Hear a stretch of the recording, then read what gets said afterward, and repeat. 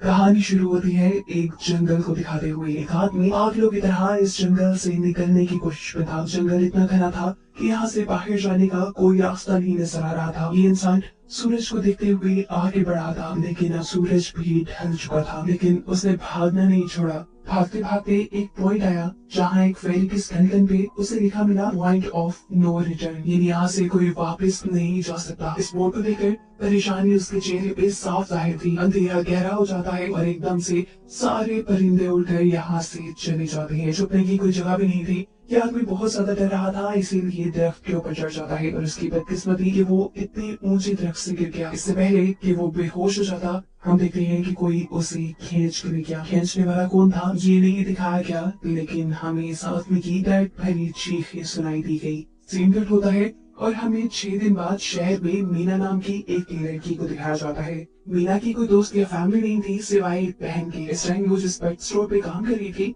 उसके बॉस उसे एक पैरट को जू पे छोड़ कर आने का ऑर्डर देते हैं। मीना इस पैरट को उठाकर अपने घर ले जाती है क्योंकि उसे अगले दिन जू जाना था। रात उसने इस पैरट के साथ गुजारी और फिर सुबह होने पर वो इस पैरट को लेकर जू के लिए निकल गई। लंबी सड़क पर चलते चलते एकदम से शायद उसने गलत टर्न ले लिया और वो पहुंच गई जंगल के बीचों बीच। ये वही जंगल था जहां हम पहले एक आदमी को गायब होता देख चुके हैं। पहले तो वो अपनी गाड़ी के जरिए ही इस जंगल के अंदर जाती रही, लेकिन जब उसे यहाँ से बाहर निकलने का रास्ता समझ नहीं आया तो उसे इस गाड़ी से उतरना पड़ा। उसे लगा कि शायद यहाँ करीब कोई होगा जिससे वो मदद मांग ले। वो अपने पैरट को लेकर आगे बढ़ने लग जाती है। अंधेरा भी गहरा होता जा रहा था। एकदम से पहले की तरह ही सभी परिंदे इन दरख्तों से उड़ जाते हैं। मीना को अब डर लगने लगा था क्योंकि जमीन भी जोर जोर से हिल रही थी। उसे अपने करीब किसी के होने का भी एहसास होता है। दूर एक बुढ़ी औरत भाग रही थी। मीना भागते हुए उसका पीछा करती है। वो उसे मदद मांग रही थी, लेकिन वो औरत रुकती नहीं, भागती रहती है। मीना जब उसका पीछा करते करते थक गई तो वो वहाँ रुक गई। उसके रुकने पर बुढ़ी औरत ने उसे आवाज देकर कहा, अगर जिंदा रहना चाहती हो तो तेजी से भागकर हमारी तरफ आओ। ये सुनते ही मीना दोबारा उस बुढ़ी औरत की तरफ भागी और वो बुढ़ी औरत उसका हाथ पकड़कर उसे एक घर में ले आई। घर आते ही उसने इस घर को लॉक कर दिया। ये कोई घर नहीं था, बल्कि एक काफी अजीब कमरा था जिसमें एक बहुत बड़ा सा मिरर लगा हुआ था। इस बुढ़ी औरत के साथ यहाँ 2 और लोग भी थे। मीना घबरा कर इन लोगों से पूछती है ये कौन सी जगह है। ये लोग कोई जवाब नहीं देते और उसे मिरर के सामने खड़े होने को कहते हैं क्योंकि कोई उन्हें देखने आने वाला था। मीना पूछती है आखिर कौन देखने आ रहा है, तो वो बुढ़ी औरत मेडलाइन जवाब देती है हमें वॉचर्स देखने आ रही है। एकदम से यहाँ अजीबोगरीब आवाजें भी गूंजने लगी। इस बुढ़ी औरत ने बताया कि वॉचर्स तुम्हारे आने से खुश है, वो यहाँ तालियां बजा रही है तुम्हारे लिए। मीना बुरी तरह कंफ्यूज थी। मेडलाइन जिन्हें वॉचर्स कह रही थी उन्हें ना तो अभी तक मूवी में दिखाया गया और न ही मीना या किसी और ने उन्हें देखा था। ये रात गुजर जाती है। सुबह होने पर ये लोग इस जगह से बाहर निकल आते हैं। मेडलाइन बताती है कि वो वॉचर्स सिर्फ रात में ही बाहर निकलते हैं, दिन के वक्त हम लोग जंगल में आजाद घूम सकते हैं। मीना को इस जंगल में नहीं रहना था,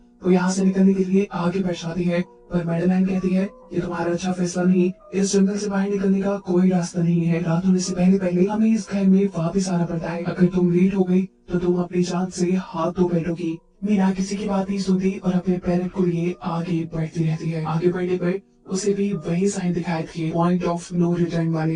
इन्हें देखकर वो घबरा तो गई, लेकिन पहले वाली लड़की की तरह ही वो सूरज को देखकर सूरज के डायरेक्शन में आगे बढ़ती रही, पर जंगल से निकलने में कामयाब नहीं हो सकी। एकदम से उस जमीन के नीचे हलचल महसूस हुई। वो डर गई और वापस उसी घर की तरफ भागी। वो हार चुकी थी। यहाँ मेडलाइन उसे हौसला देती है और कहती है कि सिर्फ तुम ही नहीं जिसने यहाँ से निकलने की कोशिश की और हार गई, हम भी तुम्हारी तरह ही हार कर यहाँ रुके हैं। यहाँ से बाहर निकलने का कोई रास्ता नहीं। ये जंगल आत्माओं को अपनी तरफ लेकर आता है और फिर अजीब अजीब चीजें इंसानों को दिखाता है। ये तुम्हें पागल भी कर सकता है, इसलिए अगर जिंदा रहना चाहती हो तो हमारे साथ ही रहो। ये जंगल एक शिकारी है और हम सब उसका शिकार।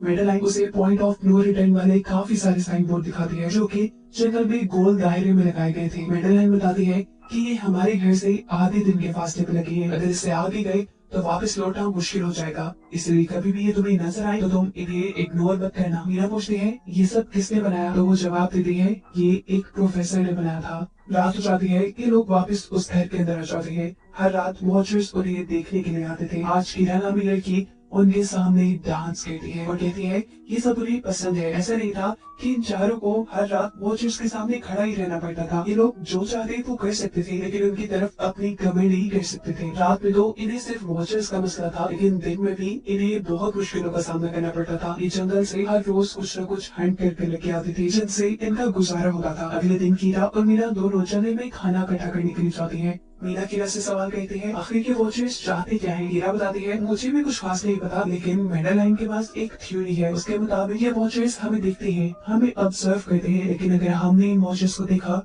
तो हम पागल हो जाएंगे। कीरा अब उसे एक गड्ढा दिखाती है और कहती है ऐसी बहुत से गड्ढे जंगल में मौजूद हैं। दिन के वक्त ये सारे वॉचर्स इन गड्ढों में रहते हैं और रात में वो यहाँ से बाहर निकल आते हैं। मीना कीरा को बताती है कि उन्हें यहाँ फंसे हुए 6 महीने हो गए हैं। कीरा का हस्बैंड जंगल में रास्ता ढूंढने के लिए निकला है। उसे उम्मीद है कि वो जरूर रास्ता ढूंढ कर वापस आएगा और वो लोग यहाँ से बाहर निकल पाएंगे। हमें मालूम होता है कि असल में कीरा का हस्बैंड वही आदमी था जिसे हमने मूवी के स्टार्ट पे देखा, जिसे को यहाँ से ले गया। अपने घर के करीब वापस आने पर मेडलाइन मीना को 3 रूल समझाती है यहाँ पर जिंदा रहने के। सबसे पहला कि वो रात के वक्त अपने घर का दरवाजा नहीं खोलेगी। दूसरा कि रात में वो आईने की तरफ अपनी कमर नहीं करेगी। और तीसरा ये कि दिन के वक्त वो उन गढ़ों के पास नहीं जाएगी और जितना हो सके रोशनी में रहेगी। अब इस रात मीना उन वॉचर्स के बारे में जानना चाहती थी, इसलिए वो मिरर के साथ कान लगाकर आवाजें सुनने की कोशिश करती है। जब उसे कुछ सुनाई नहीं देता तो वो मिरर की तरफ अपनी कमर कर लेती है और ऐसा करने पर उन वॉचर्स को गुस्सा आ चुका था। वो लोग जोर जोर से उस मिरर को मारने लग जाते हैं, यहाँ तक कि मिरर के अंदर क्रैक भी आ जाता है। शोर से मेडलाइन भी उठ जाती है और वो मीना को मिरर की तरफ खड़े रहने को कहती है। ऐसा करने पे उनका गुस्सा ठंडा हो सकता था। खैर ये रात भी कट जाती है और अगले दिन मीना डैनियल के साथ शिकार पर निकलती है। मीना क्योंकि अपने अच्छे दिन यहाँ जाया नहीं करना चाहती थी, इसलिए वो यहाँ से निकलने की तैयारी कर रही थी। वो डैनियल से पूछती है कि आज तक तुमने किसी वॉचर को देखा। डैनियल ना में जवाब देता है। तब मीना डैनियल को समझाती है कि मुझे लगता है कि ये सब मेडलाइन की बनाई हुई कहानियां हैं, जिसके अंदर वो हमें फंसा रही है। हमें जरूर इन गढ़ों को जाकर चेक करना चाहिए, शायद हमें यहाँ से बाहर जाने का कोई रास्ता मिल जाए। डैनियल जो कि खुद यहाँ से बाहर जाना चाहता था, ना की बातें मान लेता है और अब मीना अपने साथ रस्सी बांधकर उस गड्ढे के अंदर उतरती है। रस्सी का दूसरा सिरा डैनियल ने पकड़ा हुआ था कि अगर मीना को कुछ भी हो वो जल्दी से मीना को बाहर की तरफ खींच ले। मीना नीचे गड्ढे में पहुंच जाती है, जहाँ उसे बहुत सारे इंसानों का सामान मिलता है। मीना इस सामान को इकट्ठा कर लेती है। जरूर वो जंगल में फंसे हुए इंसानों का ही सामान होगा, जिसके सहारे मीना और डैनियल उस सामान को बाहर ले आते हैं। और इससे पहले कि मीना उस गड्ढे से बाहर निकलती, उसे गड्ढे के अंदर किसी की उंगलियां दिखाई देती हैं। वो ठीक से तो नहीं देख पाई कि ये क्या चीज थी, लेकिन वो डर गई। ये लोग उस सारे सामान को लेकर अपने सेफ हाउस में आ गए, जहाँ मेडलाइन ने उससे पूछा ये सामान तुम्हें कहाँ से मिला। ये लोग झूठ बोल देते हैं कि ये सामान उन्हें जंगल से मिला है। मेडलाइन को इस जंगल में रहते हुए बहुत अरसा गुजर चुका था। वो जानती थी कि ऐसा सामान उसे जंगल से नहीं बल्कि गड्ढे से मिला होगा। वो मीना से पूछती रह जाती है बताओ तुमने गड्ढे के अंदर क्या देखा, लेकिन मीना उसे कुछ नहीं बताती। अब इन लोगों को गड्ढे से कैमरा भी मिला था। इस कैमरा को सीसीटीवी कैमरा बनाकर डैनियल और मीना इस घर के बाहर लगा देते हैं, ताकि ये लोग भी वॉचर्स को देख पाए। मेडलाइन उनको समझाती रह जाती है ये तुम गलत कर रही हो, लेकिन ये दोनों उसकी एक नहीं सुनते। आज ये लोग वॉचर्स के इंतजार में बैठे थे ताकि इन्हें वो देख पाए। अभी तक वॉचर्स नहीं आए थे, लेकिन आज इनके साथ कुछ अजीब होता है।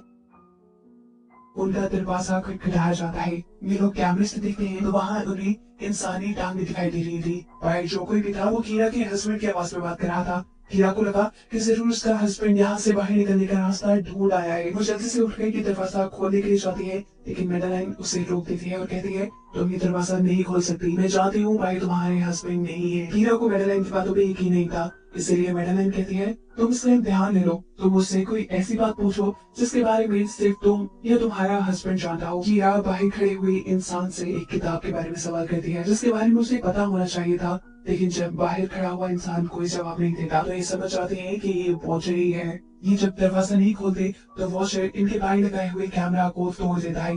सभी वॉचर अब गुस्से में आ चुके थे। वो इनके घर के बाहर लगा हुआ शीशा भी तोड़ने वाले थे, लेकिन ये सब लोग शीशे के सामने खड़े हो जाते हैं। उनके ऐसा करने पर वॉचर्स ने शीशा तोड़ना बंद कर दिया और वो इनको मारने नहीं आए। रात इनके साथ ही काफी सारी गलत चीजें हो गई थी, इसीलिए डैनियल और मीना ने डिसाइड किया कि वो मेडलाइन को सच बता देंगे कि वो गड्ढे में गए थे। और इस बात से वो बहुत ज्यादा गुस्सा हो जाती है कि उन्होंने एक रूल तोड़ दिया था। मेडलाइन उस गड्ढे से लाया हुआ सारा सामान उठाकर वापस उसी गड्ढे में फेंक देती है और अब ना चाहते हुए मीना भी यही रहने वाली थी। वक्त गुजरता गया, मौसम भी बदल गया। सर्दियां आ गई थी, लेकिन अभी तक ये लोग यही फंसे थे।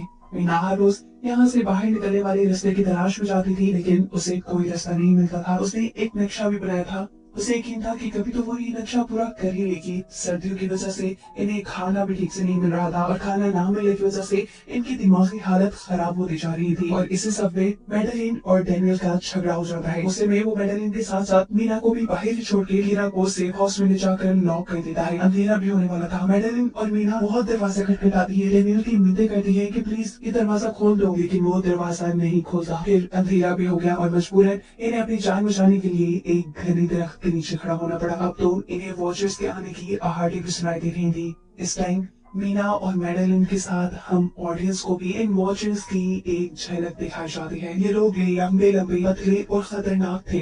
अपने घरों से निकलकर ये सब इंसानों को देखने के लिए इस सेफ रूम तक पहुंचते हैं। और जब ये लोग देखते हैं कि मीना और मैडेलिन वहाँ नहीं है, तो उनको खाने के लिए ये लोग जंगल में उन्हें ढूंढने लग जाते हैं। और इन क्रिएचर्स के दूर जाते ही मीना और मैडेलिन को मौका मिल जाता है दोबारा अपने सेफ हाउस तक आने का। इस मर्तबा वो जोर जोर से दरवाजा खटखटाते हैं और आखिर डैनियल उनके लिए दरवाजा खोल ही देता है। ये लोग घबराए हुए थे क्योंकि इन लोगों ने अब वो क्रिएचर देख ली थी। मैडेलिन इन सबसे आकर कहती है कि मैंने तुमसे झूठ बोला था कि मैं यहाँ पे फंस गई। असल में मैं इन्हीं क्रिएचर्स की तलाश में यहाँ आई थी, क्योंकि मैंने किताबों में पढ़ रखा था कि ये सारी क्रिएचर्स परियां हैं, फेरीज हैं। लेकिन यहाँ आकर मैंने जब इन्हें देखा तो मुझे पता चला कि ये तो मॉन्स्टर यानी राक्षस हैं और साथ ही साथ काफी अक्लमंद भी। ये लोग भेस बदल सकते हैं। मैंने जिसको देखा था उसने बिल्कुल मेरे जैसा ही अपना रूप बना लिया था, बस उसके बाल थोड़े बिखरे हुए और आंखों के नीचे गहरे थे। मैंने उनकी इन हरकतों से अंदाजा लगाया कि वो हम जैसा बनने के लिए हर रोज कुछ सीखते हैं,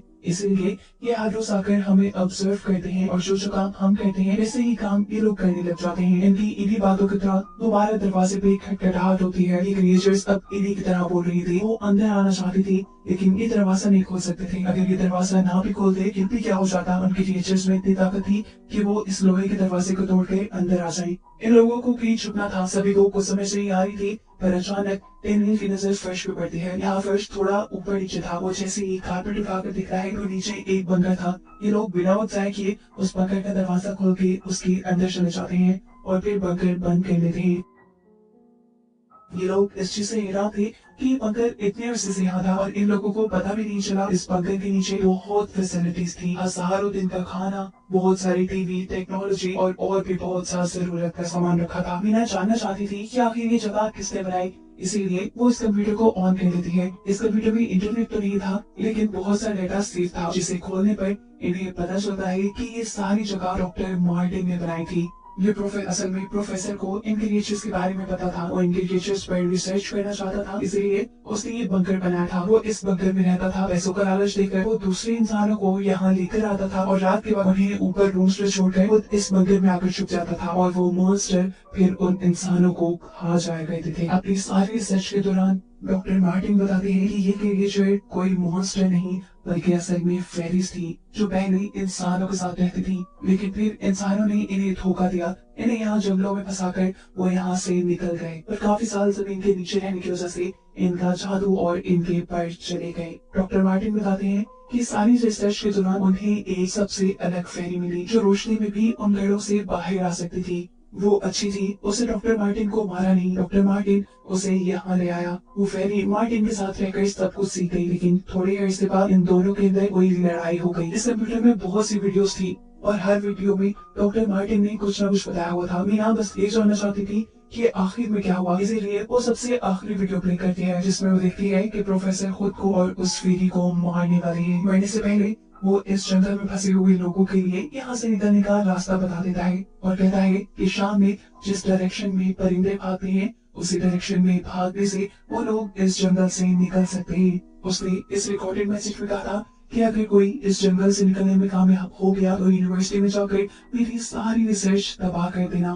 बस कुछ राज से रहने चाहिए। मैंने यहाँ आकर बहुत बड़ी गलती कर दी। मैं वो दुनिया नहीं बना सका जिसका मैंने ख्वाब देखा था। मैं इंसानों और फेरिस को एक साथ नहीं रख पाया। खैर आज रात इनकी काफी खुशी में कटती है क्योंकि इन्हें बाहर जाने का रास्ता मिल गया था। सभी लोग अब बंकर से बाहर निकलते हैं तो देखते हैं कि इनका सेफ हाउस ऑन वॉचर्स ने पूरी तरह तबाह कर दिया है। ये लोग अब यहाँ जंगल से निकलने के रास्ते में बढ़ जाते हैं। वो परिंदे जिनके बारे में प्रोफेसर बता रहे थे वो तो शाम को उड़ने वाले थे, लेकिन इन्हें शाम होने से पहले जंगल से बाहर निकलना था, इसलिए मीना अपने पास मौजूद पैरेट को आजाद कर देती है। जिस डायरेक्शन में वो होता है, ये लोग उसी डायरेक्शन में चलने लग जाते हैं। चलते हुए रास्ते में इन्हें एक कब्र मिली। मेडेलाइन इस कब्र को देखकर बताती है कि एक वक्त था जब ये लोग इंसानों के साथ रहते थे, लेकिन इंसानों ने इनके साथ बहुत बुरा किया, धोखा किया और इन्हें यहाँ जंगलों में छोड़कर वो चले गए। और क्योंकि इन फेरीज ने अपने पर और अपनी जादू को खो दिया, इसलिए अब कभी वो इस जंगल से बाहर भी नहीं जा सकते। चलते हुए ये लोग एक नदी के पास पहुंच गए। फाइनली इस नदी के जरिए ये लोग इस जंगल से निकल सकते थे। शाम भी हो चुकी थी।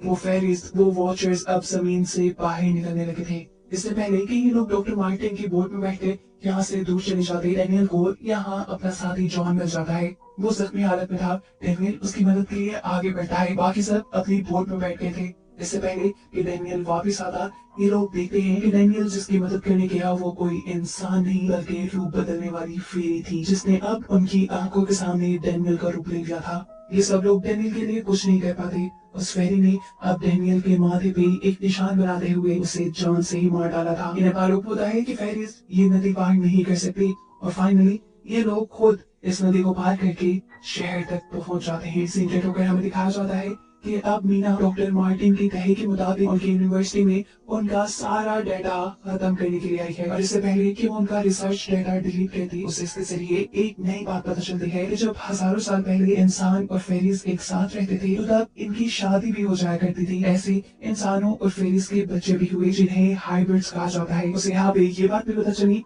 कि मेडेलाइन जो उन्हें वहाँ मिली थी वो कोई और नहीं बल्कि प्रोफेसर की वाइफ ही थी। वो कंफ्यूज हो जाती है कि मेडेलाइन ने उसे ये बातें क्यों नहीं बताई। इस सारी कंफ्यूजन को शेयर करने के लिए वो कीरा के पास आती है और उसे बताती है कि जिस मेडेलाइन से हम जंगल में मिले थे वो असल में प्रोफेसर मार्टिन की वाइफ थी, लेकिन उसने हमें ये सच्चाई इसलिए नहीं बताई क्योंकि वो एक इंसान नहीं बल्कि एक भेस बदलने वाली फेरी ही थी। ये सुनकर कीरा हैरान हो जाती है। असल में काफी सालों पहले प्रोफेसर की वाइफ मेडेलिन लंग्स कैंसर की वजह से मर गई थी। प्रोफेसर उनसे बहुत प्यार करते थे, वो उनके साथ ही रहना चाहते थे। और फिर प्रोफेसर को पता चला इन भेस बदलने वाली फेरीज के बारे में। अपनी वाइफ की फोटो दिखाते हुए उसने उस फेरी को मेडेलाइन जैसा बना दिया। अभी ये सारी बातें मीना बता ही रही थी तो एकदम से उसे पता चला कि वो ये सारी बातें कीरा को नहीं बल्कि मेडेलिन को ही बता रही है, जिसने इस वक्त कीरा का भेस बदला हुआ था। जैसे ही असली कीरा यहाँ आती है, मेडेलिन उसे बेहोश कर देती है, जिसके बाद वो फौरन मीना पे हमला करने के लिए आगे बढ़ती है ताकि उसका राज ही रहे।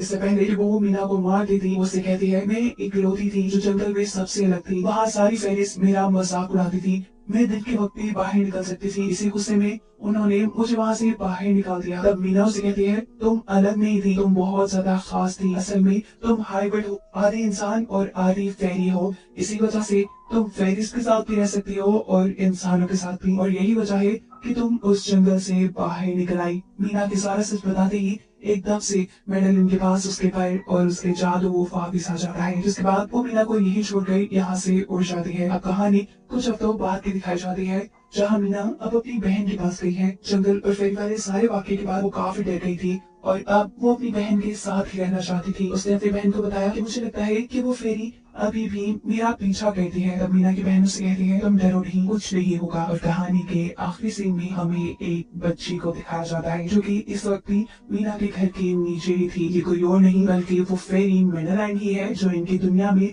इस बच्ची के रूप में रह रही है। और इसी को दिखाते हुए ये कहानी यहाँ खत्म हो जाती है।